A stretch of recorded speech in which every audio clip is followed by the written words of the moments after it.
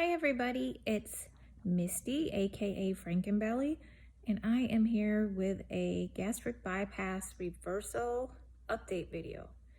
I decided to finally get a chance to sit down and do this. I didn't do my yearly one last year, so this has been 2 years. So now I am 7 years out from my gastric bypass reverse. Would make me 13 years out this year from the initial bypass. So I had some people wanting me to update and share, so I decided since I got a chance to get it done. So where have I been? First of all, I've been super busy, let me tell you. So I scored a really good job that I had been really wanting for a long time, and I have a grandson. Can you believe it? Me? Yes, I have a grandson. He is 17 months old, and he keeps me very busy on the weekends, and I love every minute of it.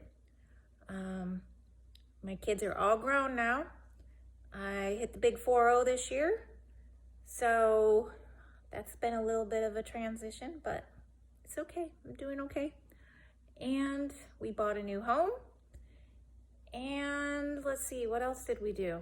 That's pretty much it. You know, this last year we haven't been able to do a whole lot with COVID, but that's pretty much where I've been and what I've been doing the last 2 years is just working and taking care of baby and keeping busy.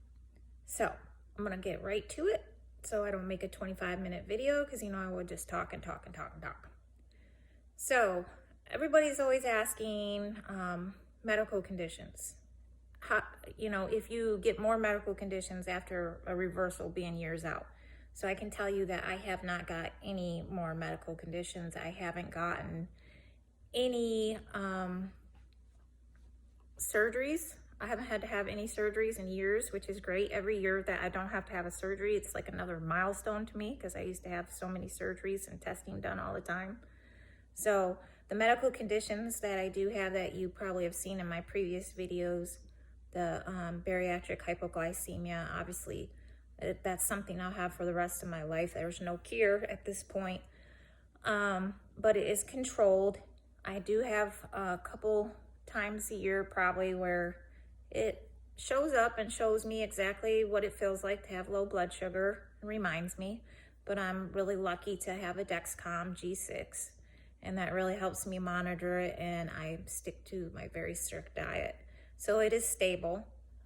I go to Johns Hopkins twice a year for that. My other medical condition, the gastroparesis, I would say every year it has gotten better. My stomach still pumps at 33%.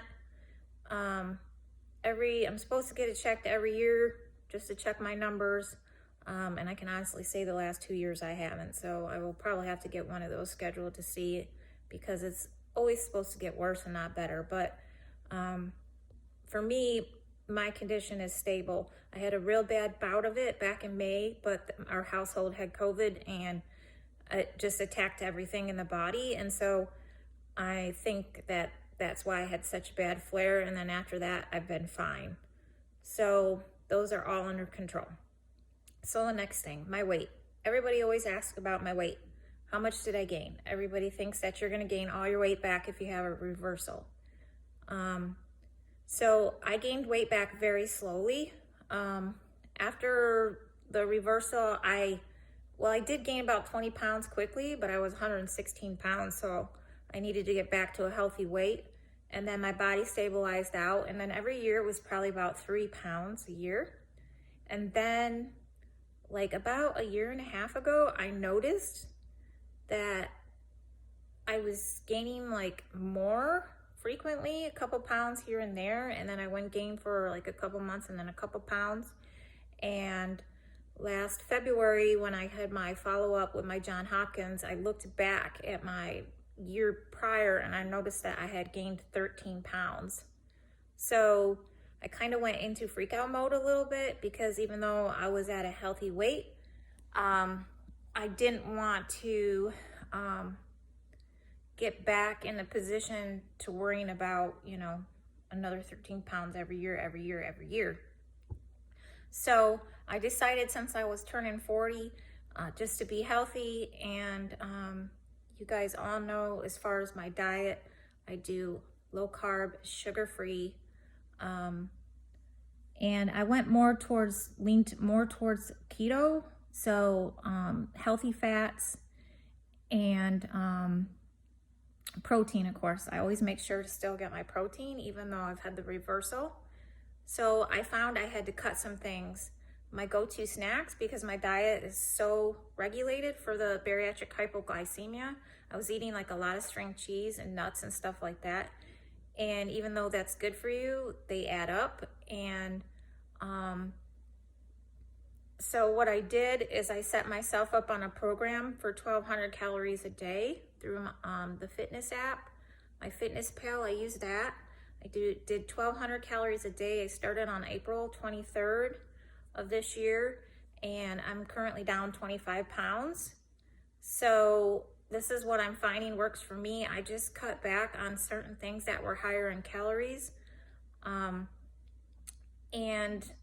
keto can kind of get high calorie. A lot of times on keto, people don't really count calories because the fat is burning off their body from doing such low carb. But I found for me that if I do low carb, like very low carb, like 20 net carbs a day, and I eat 1,600 calories 2 days in a row, and I'm gonna be up a couple pounds. So something to do with my metabolism, probably after all the surgeries. I have to keep myself at 1,200 calories a day. And then what I'll do is once or twice a week, I'll go up to 1,400 calories. And it seems to be like if I get stuck, then I level off. But it takes me a very long time. It takes me a good month probably to lose a pound or two. It's been a little stressful, but I'm happy. My goal was to get to 20 pounds by my 40th birthday. I hit that goal, and I've just decided to keep doing what I'm doing and let my body settle out where it wants to settle out. And I feel a lot better and a lot healthier, just, keeping an eye on everything and having some control over my diet. So as far as my exercising regimen, another thing that probably helped me is I started walking every single evening in April. So I got out and walked every single day that I could. Whenever the weather was good, I walked.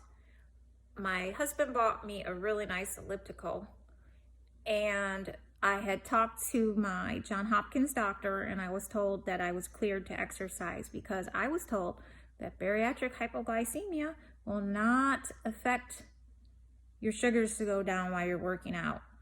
So it's only caused from when you eat, right? Well, I proved that to be a myth. So I got this really nice elliptical. Started doing it. The first time I made it 15 minutes, I dropped to the 50s.